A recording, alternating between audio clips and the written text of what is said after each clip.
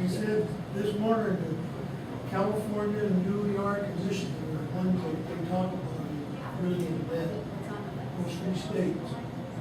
Well, you look at what's happening in California with Schwarzenegger and the fact they're broke. You look at Michigan, the fact we're broke. And lead the nation on unemployment until just this last month in Nevada because of seasonally adjusted issues. Went ahead of us, and I think that'll change. Sadly, get back to the highest rate again. You're right. You're right.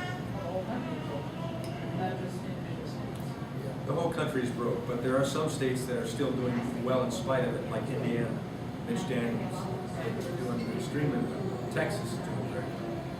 North Carolina, Virginia is doing very well. Virginia leads the nation in business startups. I've often said, why don't we just go to Virginia and say, give us your laws on business, and we take them back and implement them. New Jersey, governor there. He is. He's got a lot of hurdles to go over, Chris Christie, but he is a breath of fresh air. The guy he doesn't know what politically correct means. He's just telling me what it is. And that's why I get in trouble too, but I love to see what he's doing. Yes? I got two things. You were talking about, that we need smaller government, which I agree with. But what exactly kind of things would you cut in order to cut the spend? And secondly, I'm concerned because they're talking about how the Republicans are going to win all these seats in November. But I'm worried that the Republicans are going to just think, oh, we're going to win these seats and they're not going to get their act together and, they're just going to sit back and assume that they're going to win these seats. And, they had that contract with America years ago, which was a good case, and I would like to see something like that again. But the disappointment about that contract was the fact that they came up with some really good ideas, and all they promised was we'll vote on it within 100 days or whatever. So they voted on it, but they didn't do all the things that they said they would. They didn't pass all the things that they had in the contract. So I'm a little bit concerned that even if they came up with a contract, that they didn't keep their word the first time, or they didn't, I think that's one of the reasons why they're not coming up with a contract with America.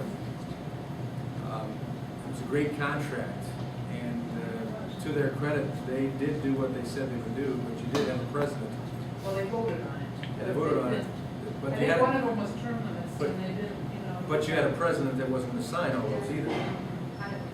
Unlike this president, at least Clinton moderated more toward the center and became the least spending president since Reagan, because he did what the Republicans put in front of him, he signed it, and the economy showed it. But I think the welcome. I think the Republicans are a little bit hesitant to do a contract again because they know what the feelings are out in the public that we have to prove it before you'll believe it. I just don't want to say back on, thinking we're going to win because everybody.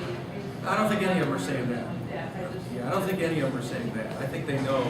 I mean, we went through 2006, which we thought was the biggest tsunami that we were going to ever experience. There were 13 of us freshman Republicans that came to Congress that year. 13 in the entire United States.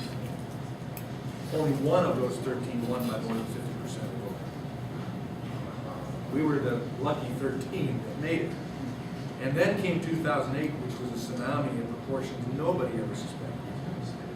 And went to a 178 member minority. I mean, totally inconsequential in Congress. What Pelosi wants, she can have at any point. That's why they passed everything. And that's why we wondered, why doesn't Mark Schauer at least get off some of these votes, since he's not required? And yet he goes, I see the hand there. So what kind of things would you cut? Okay, let me tell you it this way. This isn't a cop-out. I think this is the way we have to do it. And I would say do away with the U.S. Department of Education. It's not going to happen.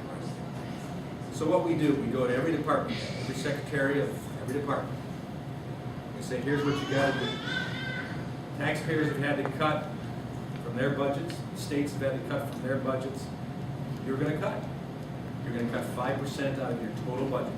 Don't care where you cut from. You make your decision amongst all of your managers within all of the divisions, all of the departments. of the Department of Education, Department of Commerce, Department of Energy, Department of Agriculture, Department of Taxpayer Frustration. We're not done. Come back with a 5% overall cut. If you do that, we'll pat you on the head and say you've done good. And we may look at it and say, well, you can't do that one, but you need to do this one. But generally speaking, I think that's the only way we accomplish it. Because if you get into saying, let's cut this one or that one, let's throw this turtle fence out, this bridge of nowhere, the politics get in. You're not cutting that unless you cut it. If we say to the department heads, that's what you do. We did that in state government. I chaired the General Government Subcommittee on Appropriations. And that had 9 of the 18 departments of state.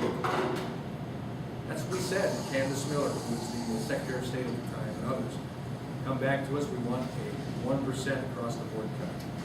And they did it. I think local governments are doing that here in this state. Oakland County did that. Departments like some of the sheriff's departments are doing that. That takes some of the politics out of it.